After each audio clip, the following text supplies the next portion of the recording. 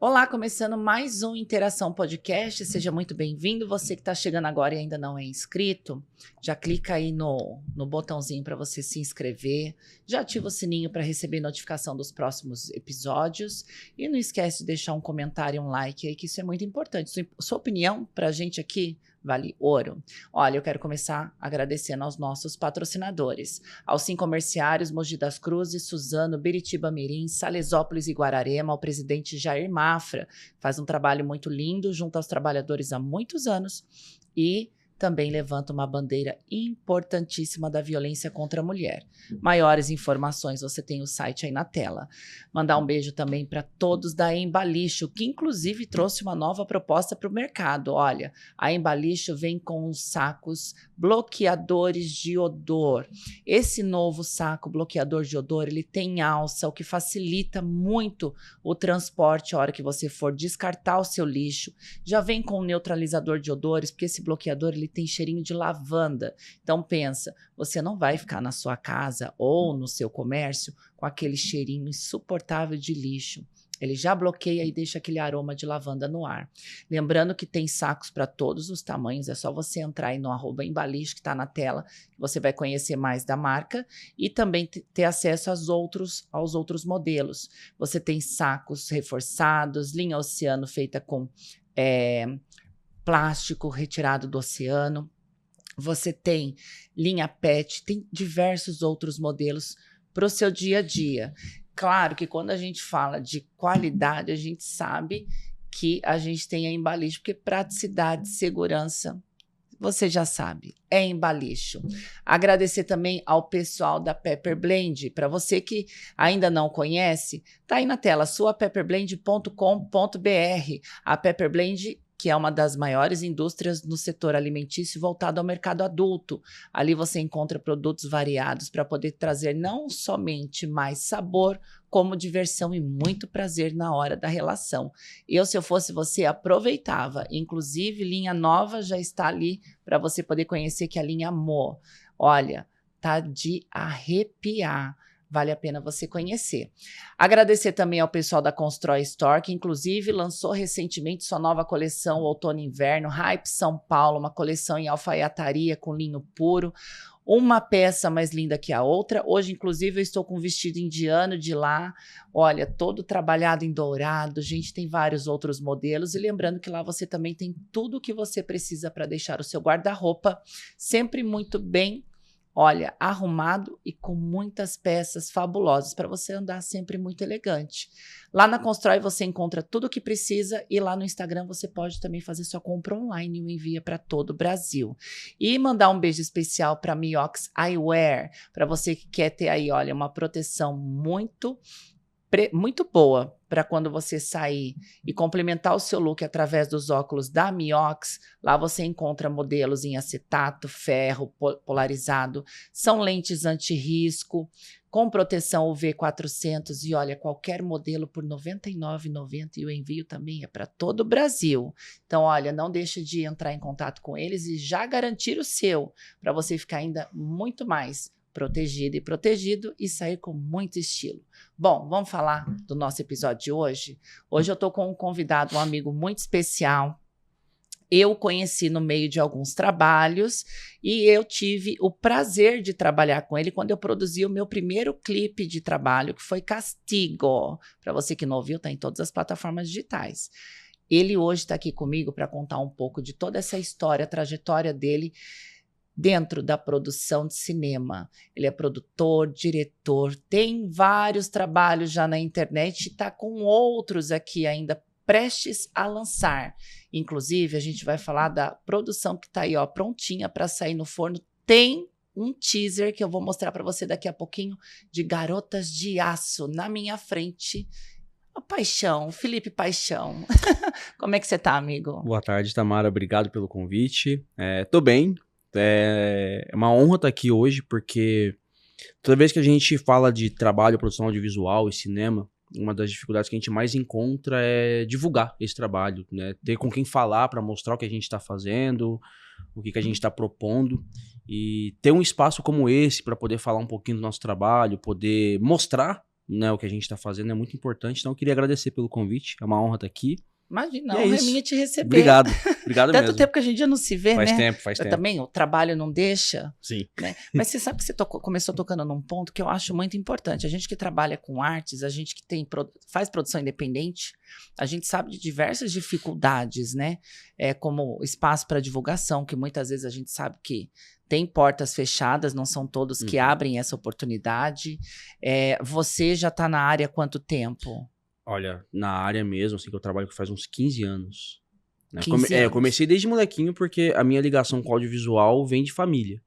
Ah, de Né? família? De família, sim. Meu pai sempre foi uma pessoa muito apaixonada por cinema. Então, todo final de semana eu tava ali com ele, de alguma forma, e eu cresci com isso. E eu fui ficando mais velho e eu fui tendo acesso a informações, fui tendo acesso à internet, né? Que foi onde eu me joguei de cabeça mesmo. E aí eu comecei a me arriscar. E aí, com o tempo foi passando, eu fui aprendendo as coisas, aí eu comecei a entrar no mercado devagarzinho, sabe? Fazia as coisas de graça, depois eu comecei a cobrar R$30, e aí você vai aprendendo e você vai crescendo, sabe? Aí no mercado mesmo, eu tô já faz uns 15 anos. 15 anos. Ao longo desses 15 anos, antes da gente começar a falar dessas suas alternativas para poder chegar até onde você está hoje, quais foram as dificuldades, além dessa que você comentou, que é o espaço, que a gente sabe que realmente, de fato, é difícil, quais foram as principais dificuldades do início para hoje que você mais enfrentou e que você ainda enfrenta? Tá. Eu acho que no começo o mais difícil foi a aceitação disso, porque por mais que, como eu disse, vem de berço isso, né, essa vontade, depois que meu pai faleceu, as coisas ficaram muito difíceis. Então eu tive que assumir muito cedo uma responsabilidade em casa, né, ser o homem da casa. Então, a área que eu queria ir de verdade, que é essa área artística, ela não é nada atrativa, não tem nada de glamuroso nisso. Então, no começo, lutar contra isso, contra esse senso de responsabilidade, de, puxa, eu preciso ajudar aqui em casa, mas eu tenho um sonho, e esse sonho eu sei que logo de cara ele não vai me dar dinheiro.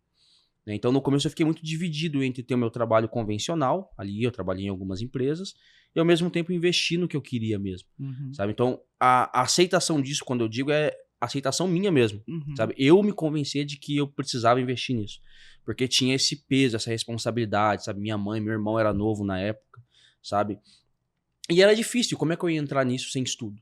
Não tive estudo, sabe? Tudo que eu tive que aprender até hoje, teve que ser na raça, sabe?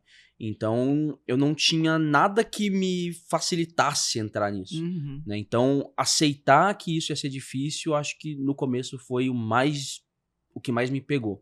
E depois, obviamente, né, depois quando eu comecei a me jogar de cara, minha mãe, obviamente, no começo, ela não entendia o que era isso. Ela ficava preocupada que, de repente, você ia arriscar e não ia conseguir ter o retorno financeiro. Sim, e de fato não tive. No começo eu quebrei muita cara, sabe? Muito, muito mesmo. Mas eu sinto que foi importante, sabe? Passar por essas dificuldades, passar por muito sufoco que eu passei lá atrás, sabe? Então... Eu me inseri nesse mercado, foi muito difícil. Eu sinto que eu sou um clandestino aqui hoje, sabe? Porque eu me forcei a entrar mesmo, sabe? Então, no começo, isso foi muito difícil. Foi muito difícil. E às vezes, hoje em dia, eu olho pra trás assim e eu fico, cara, foi muito louco o que eu fiz, assim. Foi insano. Porque Nenhuma pessoa em sã consciência faria as coisas que eu fiz, sabe? Mas eu acho que só quem sonha de verdade Eu era e muito sonhador. ama o que faz, Sim. mete as caras. Eu mesma, se eu não fizesse o que eu fizesse, metesse as caras para correr atrás dos meus sonhos, eu não faria o que eu faço hoje. Sim. Se eu fosse depender de opinião de familiar, de amigo e de tudo mais, eu não ia fazer, Sim. né? Eu acho que isso é muito, muito típico de quem realmente tem na consciência a certeza de que você tem uma vida, um sonho e você precisa viver e realizar. Foi isso que você fez, Sim. né? A sua mãe, a sua família, eu imagino que talvez até amigos seus possam ter questionado em algum momento essa sua atitude, essa sua decisão de enfrentar. E você precisou investir, não Sim. foi só investir dinheiro. É tempo, é dedicação, é sono, porque não é fácil. Sim. Passa a noite em claro, né? Na verdade, os amigos eles foram meu combustível. Ah, é? Foi o contrário, Não né? teve nenhum que falou assim, você é louco? Não, eles foram comigo. Né? Eu lembro que quando eu larguei meu emprego, na época eu namorava com a Beca, eu lembro que eu tava saindo do shopping, eu trabalhava no shopping, e eu falei, cara, eu tô muito, muito infeliz.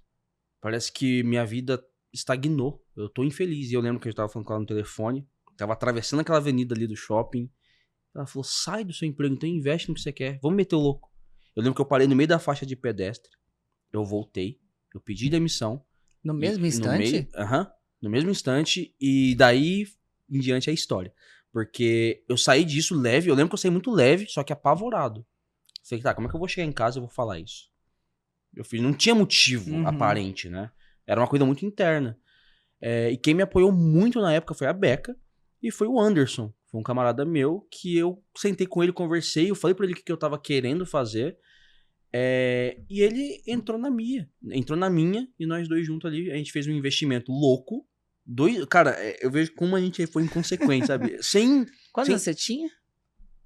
Eu tava, acho que com meus 17 ou 18 anos. Nossa, que loucura, jovem. No auge da adolescência, você já deu esse start. Sim. Eu acho que eu me aproveitei disso. Porque eu acho que se eu deixasse pra depois eu não ia conseguir. Mas você fez isso numa época onde tudo era muito mais difícil. Hoje, com rede social, hoje é diferente. Muito mais fácil, hoje né? Você mostrar trabalho, empenho, o que você quer fazer, coisa e tal, as pessoas acabam comprando a ideia. Na época foi muito louco, foi muita loucura mesmo, porque a produção de conteúdo naquela época, ela era muito nichada aqui no país. E o que eu queria fazer era uma coisa muito diferente, que não. Hoje eu acho que é mais comum. Hoje, com acesso à tecnologia, as pessoas estão conseguindo ser mais inventivas em que elas estão produzindo. Só que na época não era tão comum. Você via muito esse tipo de conteúdo na gringa. Sim. Né? E eu queria fazer isso de alguma forma. Não sabia como. Eu só sei que eu queria. Né? Então, comecei com esses dois amigos. Por isso, daí vem o nome, Friends Group. Entendeu? Por conta disso. Porque nasceu ali com a gente e a gente começou a dar as caras. Aí foram se juntando outros amigos no caminho. A gente começou a produzir. A gente começou a postar. A princípio, as pessoas... legal, começaram a dar um apoio, aí a gente lançava uma produção, lançava outra, o público ia aumentando, a gente começou a receber convites, a gente começou a chamar atenção de alguma forma, e quando fui ver o grupo tava gigantesco, a gente já tava com várias produções, e assim, todo mundo do grupo, ninguém tinha formação em nada, absolutamente nada, sabe? E era tudo a gente dando as caras, e eu vejo que essa época, de 2015 até 2018, ali foi o ano que a gente mais aprendeu fazendo.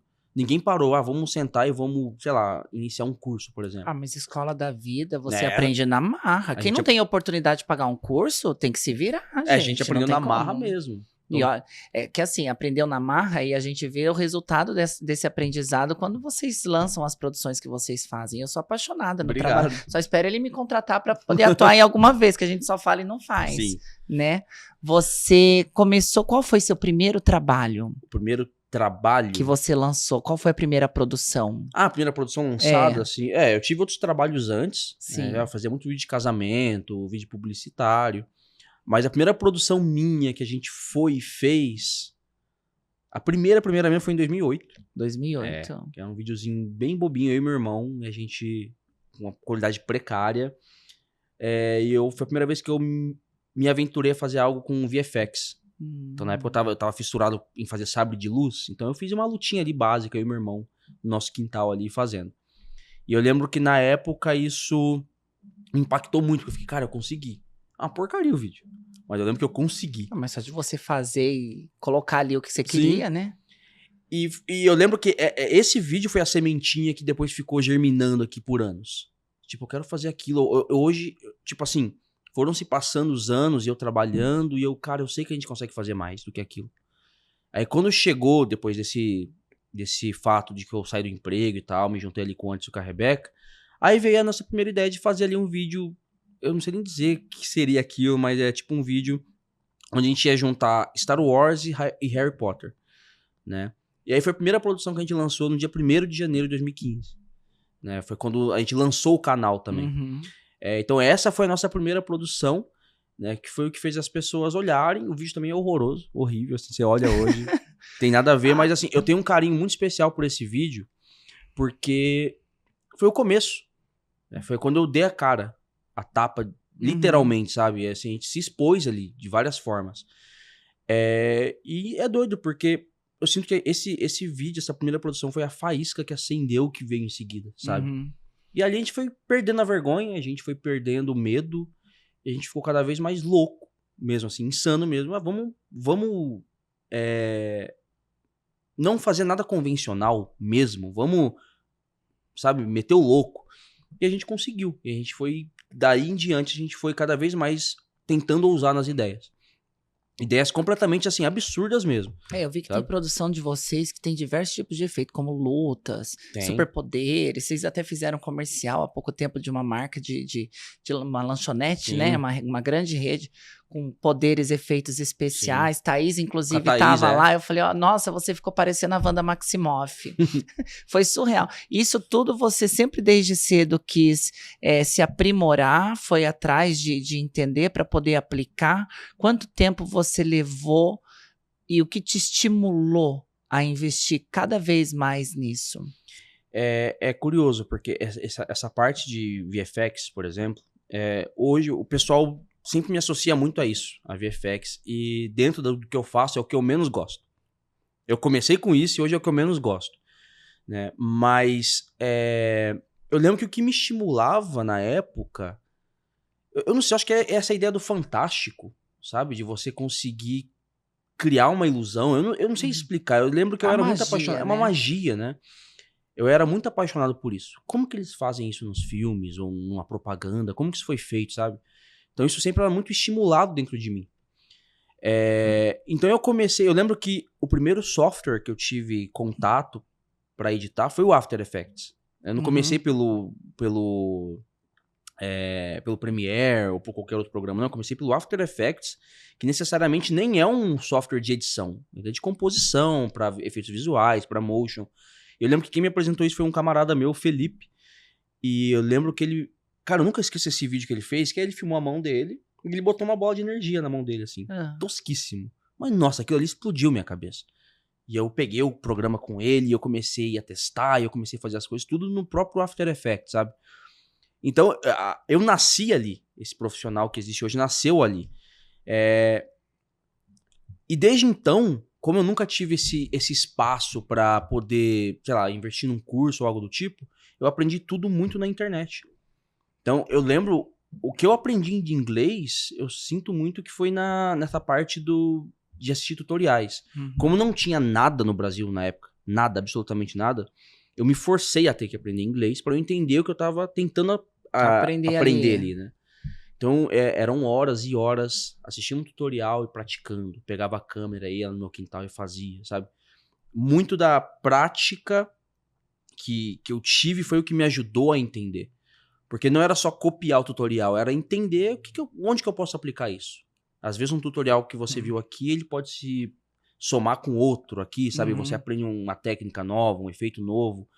E nessa eu fui criando as minhas próprias técnicas, sabe? E eu tô em aprendizagem até hoje. Eu não sei nada ainda, sabe? Então é um negócio que até hoje eu tenho esse mesmo hábito de aprender. Eu sempre dedico 1, 2 horinhas do meu dia ali, quando eu posso, pra estudar algo novo, pra entender. Ainda mais o mercado hoje em dia que tá em constante Mudança, ainda né? mais agora com IA, sabe? Tá tudo diferente. E você falou em IA, o que você acha dessa questão da IA? Você acha que os profissionais que hoje têm essa IA como, né? Porque a gente sabe que ela toma muito do trabalho de profissionais que estudaram para poder, né, realizar trabalhos como publicidade, filmes, edição e tanto mais, que você vê ela. Eu penso que ela tem os dois lados, tanto bom quanto ruim, mas qual que é a sua opinião em relação a isso dentro da sua área? Eu vejo ela como uma ferramenta, sabe? Eu acho que ela facilita muitos processos. Isso é bom, porque a gente consegue ganhar tempo. Um editor, quem edita sabe, ou quem faz motion, quem faz essas coisas, sabe o tanto de tempo que você gasta, às vezes, ali desenvolvendo algo. Uhum. E às vezes, existe o tanto de meme que tem, editor não dorme, o editor... Isso é verdade. Eu vivi isso por muito tempo.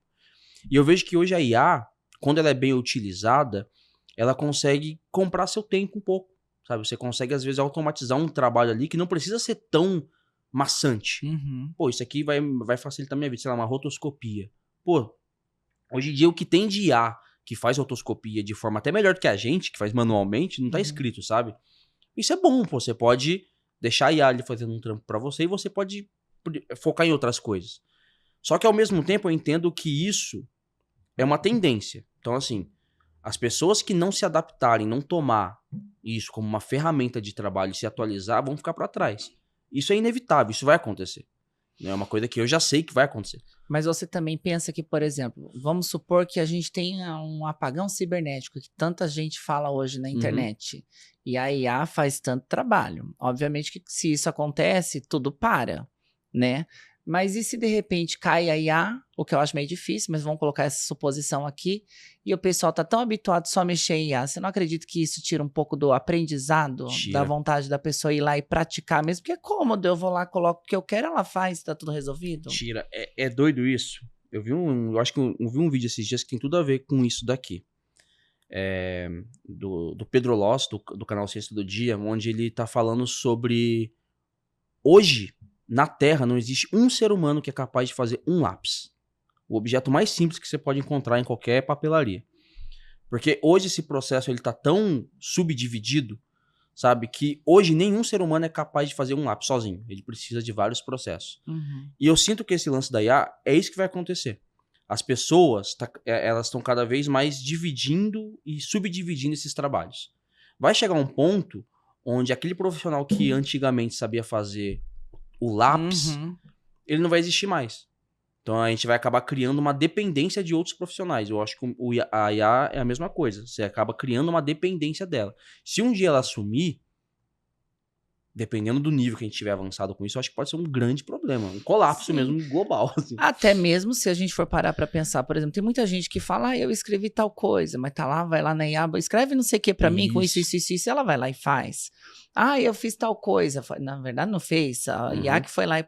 Eu acho que isso tira a essência, a paixão, a sintonia e a alma de um trabalho. Sim. Por isso que eu penso como você. Eu acho que você pode tê-la como uma aliada, por exemplo. Fez um projeto, corrija para mim, veja quais são os pontos positivos. Eu acho que ele faz isso, não faz? Faz. Então, tem muitas formas de você usar isso de uma forma benéfica, sabe? Eu não acho que a gente tem que demonizar. Eu acho que a IA, ela precisa ser regulamentarizada. Isso aí tem que acontecer. Sim. Tá muito livre hoje. Eu acho que tá entrando em pontos até que são... Eu vejo que são antiéticos hoje, né? Por exemplo, você consegue usar uma IA pra pegar o rosto de uma pessoa e colocar no corpo de outra. Sabe? Ou até mesmo fazer vídeos na internet como se fosse a pessoa. Sim, e na verdade a pessoa não fez nada. Então assim, você vê que é terra sem lei. Eu acho que isso é um problema social assim mesmo, sabe? A IA consegue simular a sua voz. Se você tem, sei lá, alguns clipes seu na internet onde sua voz tá clara, já era. Qualquer pessoa pode pegar a sua voz e copiar. Sabe? Tem pessoas hoje dando golpes em WhatsApp ou por ligação porque consegue simular a voz de uma pessoa, sabe? Então isso eu vejo que é um problema e isso tá desenfreado. Porque a cada semana tem algo novo. A cada semana tem alguma coisa nova. É uma tecnologia que, cara, ela não para de evoluir, sabe? Não para. Então eu acho que se não existir um olhar mais rígido sobre como isso vai ser usado, eu acho que daqui meses, eu digo assim. A gente vai começar a ter problemas muito graves. Eu acho que a gente já tá tendo. Entendeu? Ainda mais a gente que vive a era do fake news. Pô, agora tá mais fácil ainda. De você forjar um corte de podcast, qualquer coisa. Até você pode... áudio, né? Áudio, Até tudo. áudio. Tem Sabe? tantos vídeos na internet que a gente vê de IA fazendo áudios ou vídeos com o seu rosto, com a sua voz, e você fica assim, você fala, meu, é surreal. É o que mais me preocupa, sabe? Eu morro de medo de alguém pegar a minha cara, me enfiar num vídeo de IA e falar, olha lá a Tamara fazendo tal coisa. É muito complicado, é um debate muito, muito complexo, sabe? Eu vejo que as pessoas às vezes vão debater sobre esse assunto e aí fica muito na superfície, sabe? E é um debate muito profundo, muito profundo. Ah, não, precisa regulamentar e precisa ter lei em cima disso, até para a questão de segurança das figuras públicas, né? Que são, acho que, as mais impactadas com isso, né? Falando nisso, você hoje, vamos voltar lá ao foco, porque senão a gente vai ficar nisso daqui, é um papo que rende. É um papo que rende, é profundo. Vocês hoje da Friends Group são em quantos? Atualmente, quando eu olho assim... Porque assim, a gente passou por muita coisa. Nessa fase que a gente tá vivendo agora, que é uma fase mais sólida, a gente tem ali o núcleo principal, que são 4 pessoas. Que é eu, Rebeca, Diana e Mayara. Inclusive, Má, um beijo pra você, tá devendo visita. Somos nós 4. Porque assim, o grupo, como eu disse, como ele cresceu, e assim, vou ser bem sincero, Tamara, era uma várzea. O Friends Group era uma várzea. Cara, a gente se reunia pra fazer zoeira. Entendeu? Então não existia necessariamente uma visão profissional da coisa. As coisas começaram a mudar porque a gente começou a ficar mais velho. A gente falou, cara, isso aqui a gente precisa de um futuro, né? A gente tem que ter um plano de carreira, a gente tem que querer alguma coisa, né? E nessa, pessoas entraram, pessoas saíram, né? Então foi afunilando. E aí chegou nesse núcleo, que hoje eu julgo que são ali os cabeças, que acabam tomando as decisões. Né? Então a gente tem contato com muita gente ainda que se juntam a gente em trabalhos. Né? Mas o Friends Group hoje mesmo, as pessoas que estão ali encabeçando isso, é eu, Mayara, Diana e Rebeca. E aí agora a gente está somando forças com o Rodrigo da Itapetí Filmes, também, que é um outro grande parceiro que está aí com a gente está produzindo as coisas juntos, sabe? E outros parceiros também, como o Márcio, da Macala Filmes, sabe? Então a gente tem um grupo hoje que é menor, só que as coisas estão mais condensadas, assim, sabe? Estão mais sólidas. E a sintonia entre vocês ali parece ser tão, assim, única, né? Sim. Eu vejo pelos bastidores que vocês postam. Sim. Assim, a gente se estressa muito porque são poucas pessoas, mas cada pessoa é uma pessoa. Sim. Né? E nosso meio artístico, ele é isso. Cada um tem uma visão, cada um tem um jeito. E você precisa aprender a ouvir e a falar, né? Então, às vezes, a gente entra em discordâncias criativas, às vezes administrativas. Eu acho que isso é comum, sabe? E uma coisa que a gente sempre conseguiu fazer, até então, é contornar essas adversidades, sabe? Tipo, a gente tá tendo uma desavença aqui porque a gente não concorda que tal coisa tem que ser assim. Essas coisas geralmente não se estendem. A gente resolve, a gente encontra ali o equilíbrio e segue. E toda vez que a gente encontra o equilíbrio, a gente vê que sempre é o melhor caminho, sabe? Seja pro projeto que a gente está executando, seja pra gente mesmo, isso acaba mantendo esses laços de amizade, porque um dos maiores desafios que a gente tem com o nosso trabalho é que existe essa intimidade, a amizade. E aí precisa separar a amizade do trabalho. E isso é o que eu vou falar pra você, é impossível. O nosso trabalho é impossível. E às vezes eu sinto que a amizade e o trabalho, eles se cruzam o tempo todo, e é onde gera, às vezes, esses atritos. Só que a gente aprendeu a lidar com isso, sabe? É um relacionamento que a gente vive mesmo ali, sabe? Então a gente aprendeu a lidar com isso, aprendeu a administrar isso, e eu acho que é por isso que a gente tá junto até hoje, conseguindo fazer nossos trabalhos, sabe? Então é muito legal quando a gente tava... Isso aconteceu no set do Gata e as Garotas de Aço, que a gente tava no set, a gente tava gravando uma das piores diárias do projeto inteiro, a equipe inteira cansada, exausto. E uma das atrizes chegou, acho que foi na Mayara, e ela falou que tava muito feliz de estar fazendo parte daquilo, e agradeceu pelo carinho, e ela falou que admirava a nossa sintonia, a nossa harmonia. E mal sabia ela que a gente tava quase se matando nos bastidores, porque a gente tava cansado, a gente tava exausto. Então a gente vê que a gente consegue gerar para essas pessoas que estão se juntando a gente esse conforto, essa tranquilidade, isso é muito gratificante. Tanto que todo final de projeto a gente tem nossa devolutiva. onde a gente senta e vamos lavar a roupa suja. O que funcionou, o que não funcionou. Ah, mas isso precisa, acho que em tudo que você vai fazer. Sim. Porque assim, para quem tá de fora, tem uma visão. Para vocês que estão lá nos bastidores e o pessoal que tá lá não tem esse acesso, sabe que tem os arranca-rabo, tem as discordâncias, tem os momentos alegres, tem as brincadeiras, tem tudo. Ali eu falo que são fortes emoções. Mas quando você finaliza um projeto, é ideal você discutir quais foram as falhas, porque às vezes você viu uma coisa, o outro viu outra, e é nisso que faz com que vocês sejam essa família unida que vocês são, esse grupo de amigos tão fortes. Você falou aí desses momentos aí de discordâncias, mas com certeza muita coisa já aconteceu de engraçado ali. Teve alguma coisa que já foi assim surreal, que vocês tiveram que parar pra dar risada e rir da situação? Bastidor acontece de todo. Então é o tempo todo. Porque a gente tem uma dinâmica muito de louco mesmo.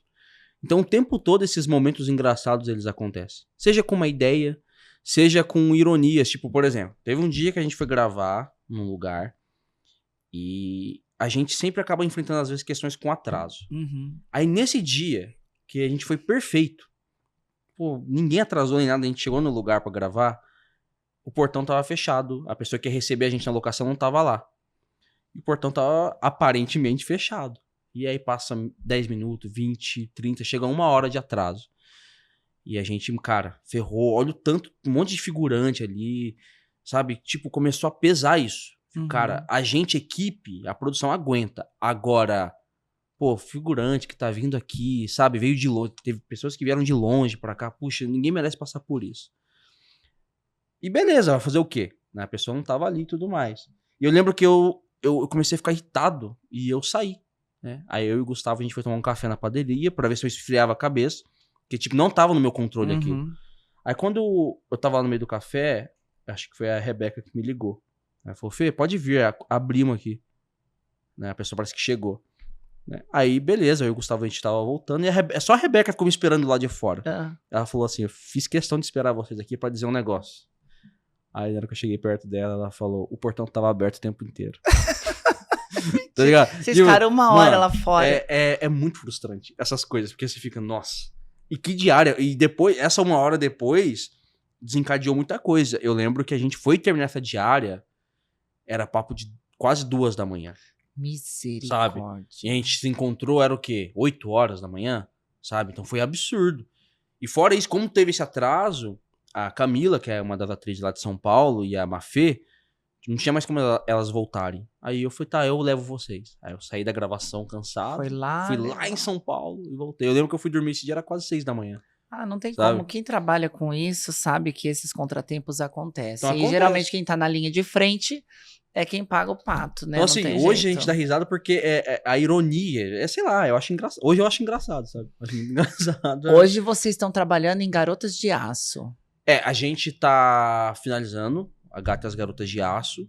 E agora em maio a gente vai entrar na produção do Verbum. Esse é o último curta que a gente tá realizando aí com a Paulo Gustavo. E o A Gata a gente tá finalizando agora e tá em pós. E tem o longa que a gente fez antes do Gata ainda, que foi o Deus Ajuda Quem Cedo Madruga, que é um filme completamente também diferente, assim. A gente tá com projetos que um não tem nada a ver com o outro, sabe? E antes desse ainda, que a gente lançou recentemente, o filme do Rodrigo, que é o Amari, né? A gente lançou agora na quinta-feira passada. Ele fez a pré-estreia lá no Teatro Vasques. E esse filme a gente rodou ele em, se eu não me engano, acho que foi em julho do ano passado. Então agora esse ano tá começando a sair esses projetos. Olha que legal. A Gata e as Garotas de Aço, vocês começaram a gravar quando? Eu acho que nós temos, inclusive, o trailer dele pra gente poder mostrar e você me relatar aqui, junto pro pessoal que tá em casa, um pouco de como tá sendo essa produção. Vocês gravaram tudo em Mogi das Cruzes. Tudo em Mogi das Cruzes, né? Esse filme, ele é um filme que ele apresenta muitas dificuldades criativas, porque é uma ideia muito louca. E quando a gente pegou a verba pra esse filme, ele é uma verba de um curta-metragem. Sim. Só que eu e a Rebeca, a gente começou a criar tanta coisa, sabe, nesse processo, que esse curta, que era pra ter ali de 15 a 20 minutos, quando a gente sentou na ilha de edição, a gente viu que o material tá com mais de 1h30. Caramba. Então a gente fez um longa sem querer, sabe? Então, tem essas dificuldades de ser um filme que ele é semifuturista, ele tem uma estética totalmente Não, dele, eu tô toda sabe? arrepiada aqui, gente. Não dá pra. Você viu que eu tô arrepiada. Muito bonitas as cenas, porque assim, dá pra ver que você falou da questão do futurismo, mas dá pra ver, olha o trabalho que vocês fizeram, nem dá pra ver que foi gravado, por exemplo, em Casa Noturna de Mogi das Cruzes, Sim, centro da cidade de Mogi. Parece que foi feito em algum outro lugar fora da cidade, porque trouxe sei lá, uma visão tão surreal. Eu fiquei apaixonada. A Gata e as Garotas de Aço. Qual foi o maior desafio de vocês no meio dessa produção? Porque pessoas, lidar com pessoas é porque complicado. Né? não é nem que é complicado, é porque esse filme, ele precisa muito de pessoas. Porque a gente tá propondo nesse filme, nesse universo, uma mega metrópole. Uhum. A melhor forma de você mostrar uma mega metrópole é com pessoas. Né? Tipo, a gente precisa estender, sei lá, precisa mostrar a cidade e tudo mais. Beleza, a gente consegue às vezes recorrer à pós-produção. Uhum. A gente consegue estender um cenário, consegue criar prédios, enfim, isso não é um problema.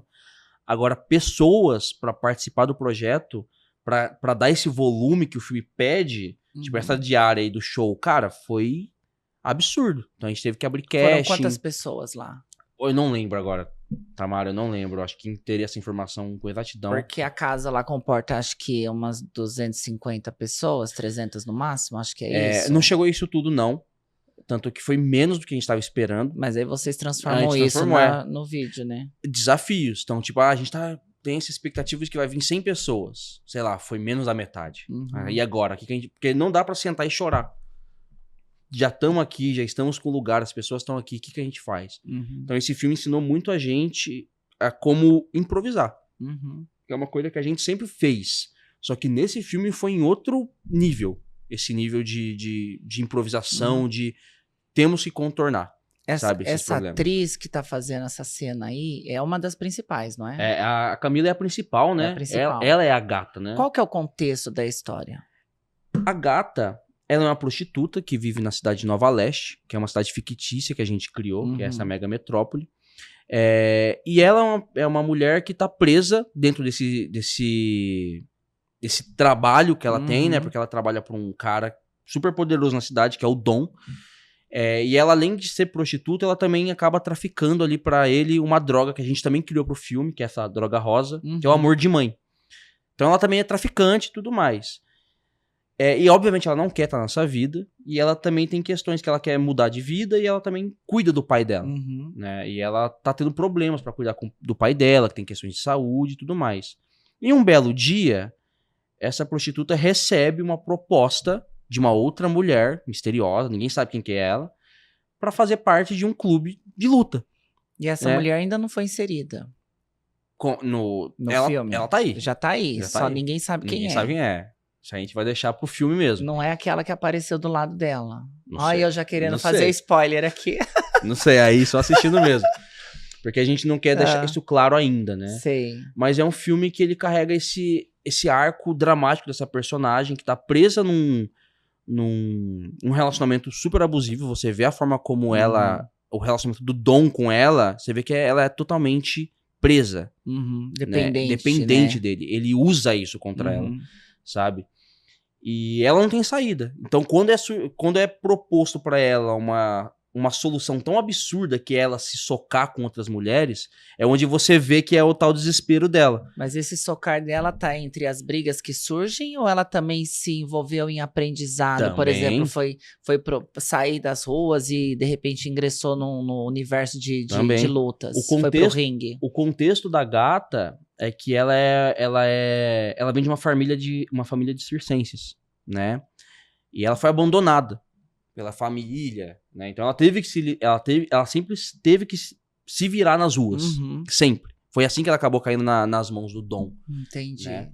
Então ela é uma personagem muito complexa. Ela é um personagem que eu costumo dizer que ela é muito caótica.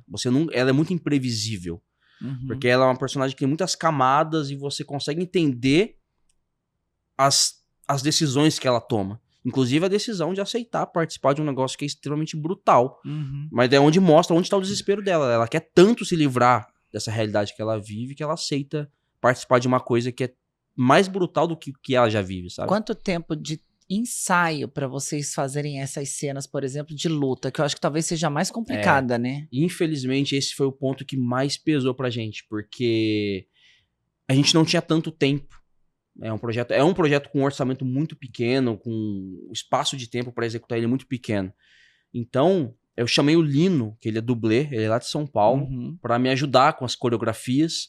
E a gente já sabia dos desafios. Tipo, ó, a gente tem pouquíssimo tempo, a gente vai ter no máximo aí algumas semanas para treinar com elas. E não é todos os dias. Era um dia sim, um dia não. Porque tem que encaixar a agenda, né? Que acho que E é o mais difícil. Então a gente acabou não tendo tanto tempo para executar como a gente gostaria mesmo. Né? Então isso é uma coisa que a gente sabe que não tá como a gente sempre idealizou. Mas a gente deu o nosso melhor em tudo. E as meninas, assim, sem exceção, todas se jogaram de cabeça nisso de uma forma absurda. Não, pelo sabe? trailer já dá pra ver que realmente, de fato, Foi a entrega absurdo. foi... Tanto que as diárias das Total. lutas, elas estavam lá, elas sabem. Foi absurdo, assim, foi muito cansativo. Vocês gravaram onde? A gente gravou no antigo Galpão Arthur Neto. Ai, sim. Né? A gente gravou lá. Na época, esse galpão ele tava sob os cuidados do Eduardo. Né? O Eduardo tem a Parkour Mogi. Mogi Parkour, né? E ele é camarada nosso, faz parte do grupo também. E a gente acabou fazendo lá. Então a gente chegou lá, modificou o lugar para ele ter esse vazio e a gente montou toda a parte de arte, de iluminação ali. Aí virou um ringue mesmo. Né? Virou um ringue ali gigantesco pra gente poder trabalhar. É a arte de vocês transformarem os ambientes para poder trazer a essência que vocês precisam. Né? É o que mais pegou a gente. Thaís. Aí a Thaís participou. A Thaís entrou nos 45 A segundos. Thaís não tem como. Ela tem que ser a vilã. Certeza que o papel dela tem alguma coisa nisso. A cara já entregou. Cara, né? Não chega a ser uma... É que depende do ponto de vista. Não chega a ser uma vilã, mas pode ser uma encrenqueira, né? Porque não. Encrenqueira, a cara dela, né, amiga? Cara dela. Obrigada, pessoal. Agora me diz uma coisa. A previsão de estreia do Agatha e Garotas de Aço é pra quando? Esse filme ele tá pra ser lançado agora em julho. Né, junto com os nossos outros projetos. Então, os nossos... Acho que esses projetos todos que a gente tá finalizando, eles vão todos sair ali no período de julho. Vai ser exibido aqui na cidade, né? Em espaços culturais e vai ser gratuito. Então, para quem quiser conhecer nosso trabalho, quiser assistir os filmes, vai estar... Em breve a gente vai estar anunciando. Agora, a pergunta que não quer calar, porque assim, é fácil, eu imagino que você se entregar de cabeça num projeto, colocar ali, sabe, poxa, eu tô idealizando, mas eu acho que de tudo isso, e se eu estiver errado, eu quero que você me corrija, por favor. Vai me dizer que você, enquanto produtor, enquanto diretor, até mesmo sua equipe, talvez você já possa ter visto isso, e se viu, eu quero que você fale pra gente. Vocês já chegaram a se emocionar durante o set de gravação? Vocês já chegaram a ter algum tipo de emoção que vocês não imaginavam sentir durante o processo de produção? O tempo todo. O que você sentiu nesse momento, levando em consideração a história? Porque a história ela é uma história densa. Uma história densa, né? E aí o filme ele acaba despertando várias emoções. Eu lembro que quando... Foi muito difícil esse filme, Tamara. Foi muito difícil. Né? Eu lembro que todo mundo teve um momento assim de quebrar, de estar muito cansado e falar, cara, o que a gente tá fazendo? E a Gata, a personagem em si, eu acho que isso todo mundo da equipe vai concordar comigo, que a gente já conversou sobre isso. A simbologia dela pra gente é muito forte, porque é uma personagem que apanha muito da vida. E literalmente também. Só que ela nunca desiste. Ela não quebra, ela não para, ela não fica no chão. E eu lembro que quando a gente tava no finalzinho, que a gente gravou as 2 diárias mais difíceis, que são essas de luta, e eu lembro que eu cheguei em casa, eu montei isso e eu mandei pra equipe. Eu lembro de receber mensagem de todo mundo chorando. Porque, caralho, conseguimos. A gente conseguiu finalizar isso, e aí veio essa sensação do a Gata é como a gente consegue entender porque a gente se apegou tanto a ela, porque nossa vida não tá fácil, nossa vida tá cheia de problema, a gente às vezes tá preso em coisas que a gente não quer, só que a gente não desiste, a gente conseguiu, sabe? E essa mensagem da Gata que, inclusive a gente trouxe isso do rock, né? Não é o quanto você bate, é o quanto você aguenta apanhar. E essa personagem traz isso pra gente. Então todo mundo em algum momento nesse filme quebrou, chorou. Eu lembro da primeira diária, a gente terminou ali, foi uma diária bem complexa, foi quando começou, então aquela ansiedade, né? eu lembro de que teve um momento que a Vanessa, uma das atrizes, chegou na gente chorando também, agradecendo pela oportunidade, que tava amando fazer parte daquilo. E aquilo quebrou a gente, cara. Porque às vezes a gente não tem noção de como a gente tá impactando a vida de outras pessoas, sabe? Eu lembro que a Becca foi pra um canto chorar e eu fui pra outro também, que eu fiquei muito mexido mesmo. Porque a gente já vinha de uma pré-produção muito complexa e cansativa. Então, esse tipo de exaustão te deixa mais sensível emocionalmente, sabe? E aí você chega e você se questiona, será que vale a pena isso que eu tô fazendo? Será que eu tô no caminho certo? Aí quando você chega ali no set e vem uma atriz e você sente que ela não tá sendo só grata nas palavras, ela tá sendo grata em tudo, nas ações, em tudo. Você vê que é verdade aquilo. E você vê que o que você tá meses batalhando pra fazer acontecer tá sendo uma recompensa pra alguém, cara, isso não teve nada assim que pagou isso, sabe? Essa sensação de, pô, a gente realmente às vezes não tem noção de como a gente impacta as pessoas.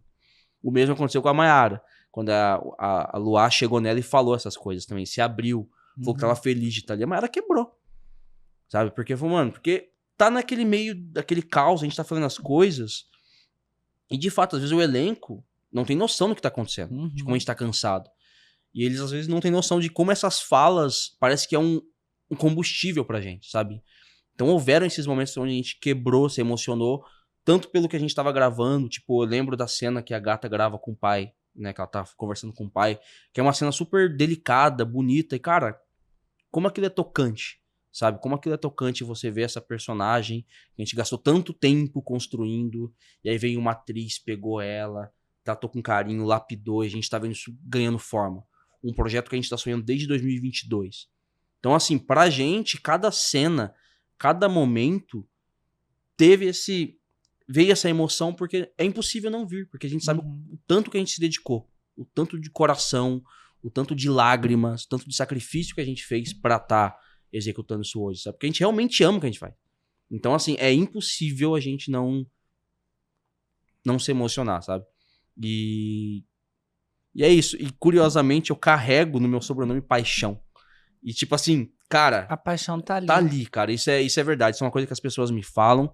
Eu fico muito feliz de ouvir isso. Isso de verdade mesmo. E tudo que eu faço, eu coloco muita paixão, muito amor mesmo. E não só eu, como todo mundo. Então, assim, cada cena, cada frame desse filme tem lágrimas, tem emoção, tem sufoco. E também tem risadas, momentos engraçados que a gente olha e vê com carinho, sabe? É isso. Você, depois de Garotas de Aço, você tem qual produção já? Tem algum projeto ainda para esse ano? Vai produzir filmes, clipes, que mais? A gente tem clipe ele vai lançar, já vou jogar aqui, você já tá intimado, porque o próximo quem vai fazer é você. Tá. Ó, produção mesmo, a gente tem o Verbum, né? Esse filme vai ser dirigido pela Diana, que é nossa diretora de arte. E esse é o filme que a gente vai gravar agora em maio. Depois disso, a gente precisa descansar. Aí vocês vão dar uma pausa. A gente deu uma pausa. A gente tá com um workshop de ensino que a gente também tá fazendo aqui pela cidade, que vai ser em julho, só que é um outro projeto, é um projeto bem mais leve, mais tranquilo, né? Onde a Becca vai estar dando ali um workshop, uma oficina de roteiro. Então, pra esse ano, agora em maio a gente para e a gente vai tentar usufruir um pouquinho de tudo isso que a gente trabalhou, sabe? Vamos tentar colher os frutos. Vamos dizer assim, sabe? E não foram feitos planos, assim, sabe? A gente não sabe como é que vai ser ainda. Tá nas mãos de Deus. E com certeza vai vir um monte de projeto cheio de paixão. É o que a gente quer, é o que a gente mais quer, sabe? Agora, eu imagino que, para quem tá em casa, com certeza deve estar se perguntando, né? Eu sei que a gente ainda já tá perto de bater o nosso horário, mas me diz uma coisa, para quem atua, para quem quer participar, claro que hoje a maioria dos grandes projetos pedem profissionais com DRT, que é essencial até mesmo para você poder estar ali com um profissional em atuação. Mas para quem está começando, para quem não tem DRT, para quem quer ser figurante, como que vocês trabalham esse processo seletivo? Como que as pessoas podem entrar, por exemplo, em contato para participar de um projeto? É literalmente só mandar uma mensagem. Porque se a gente voltar no começo da conversa, eu falei muito sobre as minhas dificuldades de entrar na área porque eu não tinha preparo. Exato. E eu sei como é difícil. Entendeu? Então hoje eu jamais colocaria nenhum tipo de limitador pra alguém entrar em contato com a gente ou participar. Tanto que todo mundo que participou com a gente foram pessoas que mandaram mensagem, demonstraram interesse e estiveram lá com a gente, sabe? Então, um ator... A gente recebe muita mensagem de pessoas que mandam portfólio, manda às vezes um monólogo, alguma cena que já fez e tal, sempre querendo estar ali presente, pra fazer alguma coisa, chama a gente. É que a gente não tem tantos projetos assim pra chamar todo mundo, entendeu? Mas a gente, todas essas pessoas que mandam material pra gente, a gente sempre guarda, a gente tá ali, tá sempre de olho, sabe? E quando surgir a oportunidade, como no Gata ou como outros filmes, a gente entra em contato e chama assim. Tá aí, então, se você de repente tem sonho, chama o Paixão, né, Paixão? Pode chamar. Amigo, eu acho que mais do que trazer você hoje aqui e falar sobre esse projeto é poder mostrar que a nossa região tem profissionais como você e a sua equipe, o pessoal que soma Friends Group e que fazem trabalhos surreais. Você já participou de projetos que estão em diversos streamings aí também. E eu acho que valorizar o nosso profissional aqui da região é fundamental. Você mesmo falou no início que não existe espaço para divulgar projetos. É mais difícil. Então, que outras mídias, outros colegas de trabalho, seja em podcasts ou em rádio, TV, levem e tragam à tona esses profissionais e valorizem, porque nós dependemos de vocês. Sim. A gente tem uma equipe aqui atrás que faz corte, que tá aqui dando suporte. Vocês também têm a equipe de vocês e quem vive disso sabe o quanto que a gente depende de profissionais, de empresas que acreditam e que investam. Sim. Então tá aqui o meu convite a você a fazer parte de um sonho, de um projeto assim também. Né? Deixa sua mensagem, seu recado aí para quem também quer ingressar nesse universo, para quem quer somar a vocês. Eu não sei se vai ser, se eu vou ser tão, se minhas palavras vão ser tão fortes assim, mas uma coisa que eu aprendi trabalhando, conhecendo pessoas, é que essa é uma área muito difícil. E aí vai ser muito clichê que eu vou falar agora também. Se você quer, se joga de cabeça mesmo, mas saiba que não vai ser fácil, não existe glamour nisso, principalmente quando você tá começando, é muito difícil, sabe? E a minha mensagem é essa, tipo, não se deixe cair por essas dificuldades ou pelo que vão falar, porque vão falar, vão tentar te derrubar, entendeu? E uma coisa que eu aprendi, e isso me ajudou muito, é o lance de saber ouvir crítica. Crítica. Queira ser criticado. Não é crítica assim, sei lá, um ódio gratuito. Não é isso. É uma crítica que vai realmente ser construtiva pra você. É o que mais vai te fazer crescer. Abraça os elogios, guarde eles com todo carinho, mas as críticas, essas você tem que valorizar mesmo, porque é com elas que você vai conseguir ter um norte, sabe? Tipo, esse é o caminho que eu tenho que seguir. Os elogios, dependendo de como você abraça isso, você pode acabar entrando numa zona de conforto e nunca mais sair dali.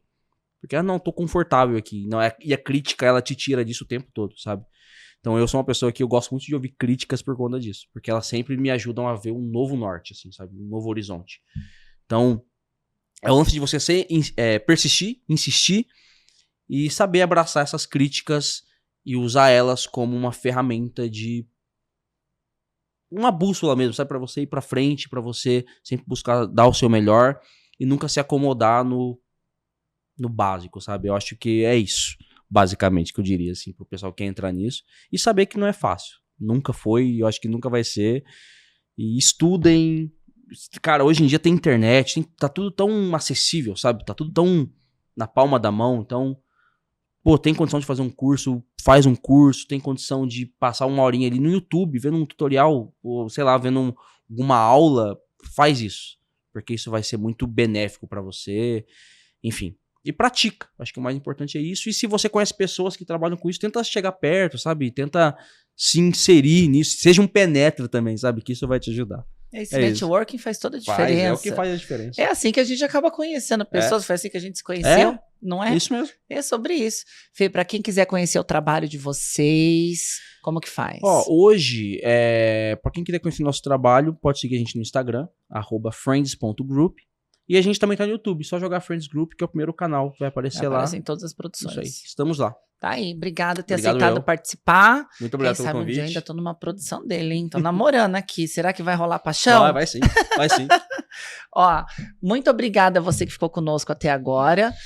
Gostou? Já deixa seu like, se inscreva se não é inscrito e já ativa a notificação para você poder receber aí, né, uma mensagem do próximo episódio, porque na próxima quarta nós estamos de volta aqui às 8 horas da noite. E terminar, gente, daquele jeitinho que eu gosto. Ele falou um ponto muito importante sobre críticas. Então, sim, aceite críticas de quem construiu algo. Isso. Quem não construiu, deixa passar. Isso aí. Semana que vem a gente está de volta.